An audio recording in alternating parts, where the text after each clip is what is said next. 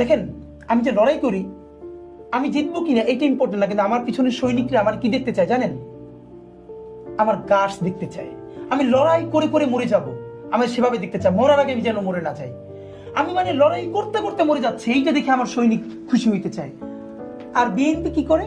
আওয়ামী লীগ তার এক একটা টোপ দিছে, আর সে প্রতিদিন উত্তর দিছে, না আমি এটা না, প্লিজ আমার আর যা বলো রাজাকার। ওইটা বলবে বেটা, বিএনপি হলে একমাত্র মুক্তিযোদ্ধা, তোরা সব রাজাকার, তোরাই যে পাকিস্তানে ছিল না। মানে বলেন তো, যে বিএনপির কেউ পাকিস্তানে ছিল মুক্তিযুদ্ধের সময় নাকি আওয়ামী লীগের ছিল? আওয়ামী লীগের পাকিস্তানের ভাতাকে বিএনপির কেউ খাইছে নাকি আওয়ামী লীগের খাইছে? এইটুকুন বলবার মতো হিম্মত দেন ওনাদের নাই। যে কারণে হয়েছে কি, বিএনপি এখন যদি এই ইন্ডিয়ার সাথে সার্বভৌমত্বের সম্পর্কে একটু ছোট করে দিয়ে, যে আমরা 5 বছর থাকবো, ডিস্টার্ব করেন না, এইভাবে আসে, আপনার কি মনে হয় ভারতের ভালো বন্ধুকে? বিএনপি আর আওয়ামী লীগ দুইটা অপশন, এইতে বিএনপি কোনোদিন আওয়ামী লীগের থেকে বেশি নাম্বার পাবে ভারতের কাছে?